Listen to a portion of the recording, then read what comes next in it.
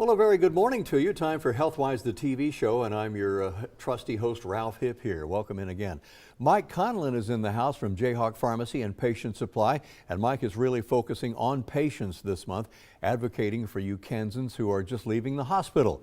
And Mike says there are a wide range of issues that you all deal with, and also issues for your caregivers. We're delighted to welcome Mike back to the show. Thank you. Mike, very good to much. have you back. How are things at Jayhawk Pharmacy? Very good, thank you. And the Patient Supply, how about that? We have got a lot of things going on right now. A lot of things going on for a lot Yes, of different sir. people.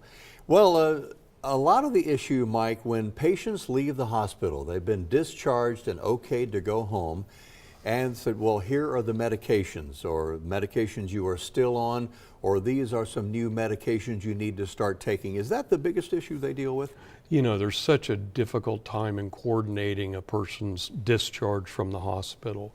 You have all sorts of things from medication. So many moving parts. Moving parts, I liken it to Christmas dinner, where you're trying to get everything on the table at the same time.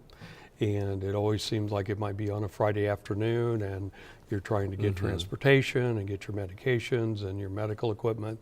And it can be really stressful, not just for the patient, as we've all experienced, but for your caregivers. All right.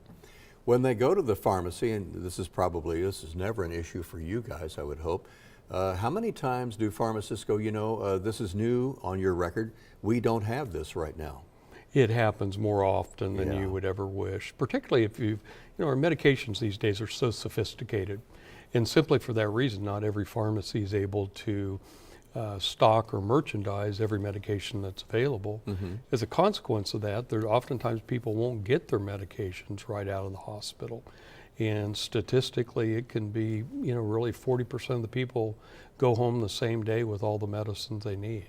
40%, not even half, but that's a pretty good sizable percentage. 40% can get the meds that they need. And 60% of them, there's some other variable in that, and that's unfortunate.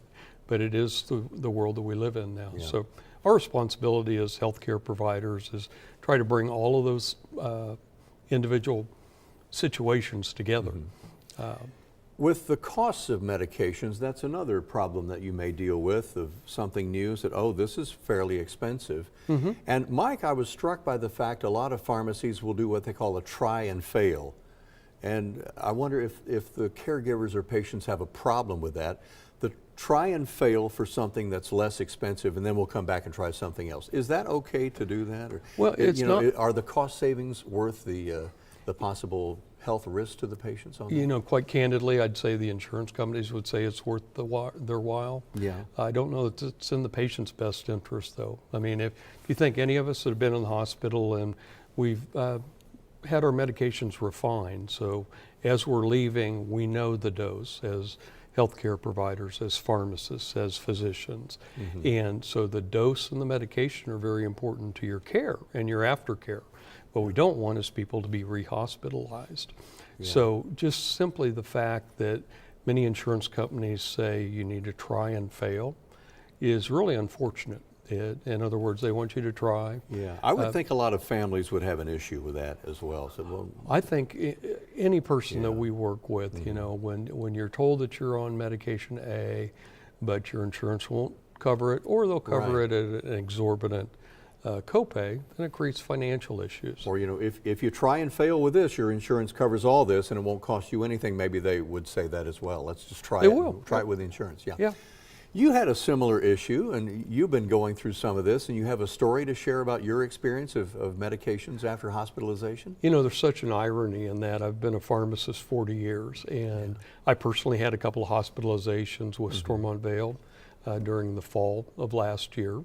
And keep in mind, I've been a pharmacist for 40 years, so as what you do, you do your work well. And by the end of my second discharge from the hospital, I came home with somewhat of a grocery sack full of medicine. Is this your actual bag of meds that you needed? It's representative of everything that I I came home with. Now, many of the things were the same medicine, but perhaps a different dose or a different frequency. And as embarrassed as I am to mention this, getting out of the hospital, you're a little confused anyway. I finally was so exasperated, I put everything in a little Tupperware container, Right. took it back to our pharmacist and simply said, could you sort this out for me? How many little my white pills gosh. are there, and Yeah. how can they look so much the same? Yeah. And again, the irony to me is that is my chosen profession, and I had difficulties. So Yeah. from us, 40 years of experience doing this, and you're confused. If Mike Conlin's confused, imagine the other than the Conlin confusion. yeah, Right. no, it's unfortunate, but that's where you want to seek out someone, whether it's a pharmacy or medical equipment provider, physician, nursing care facility that is your advocate, that is there to help you with the things that aren't routine. Mike, do we flow chart the solutions? You have a graph you want to show us here and explain what we're seeing on the screen here. I think really, Ralph, when you look at it, everything starts in the patient home and should end in the patient's home. For example, I went from home to my physician's office to the hospital, and then back home again. And I completed that cycle a couple times. Now, there's variations on that where you may go from Stormont, Vail to Kansas Rehabilitation Facility or a nursing facility, but every healthcare provider wants you to go home, to be well, and to recuperate and not have to go back to the hospital. Right. Mike, thank you for coming Ralph, over. thank you. And a lot of us know, and I know where you are. Tell us where you are on 6th Street there. 6th and McVicker, Yeah. and we have another facility at 29th and Urish. All right.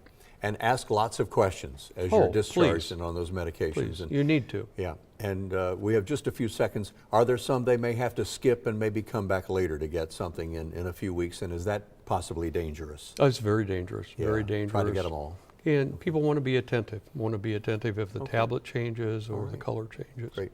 Mike, thanks for being on Thanks, the show Ralph. today. All right. And a reminder about the HealthWise monthly senior suppers at Stormont Vail. They're the second Monday of every month all through November. They're at 5:15 that day for just $5, followed by a speaker about an important health and wellness topic. Call Health Connections at 354-5225. Time now for our exercise segment, some light, low-impact exercises, and let's get to that right now.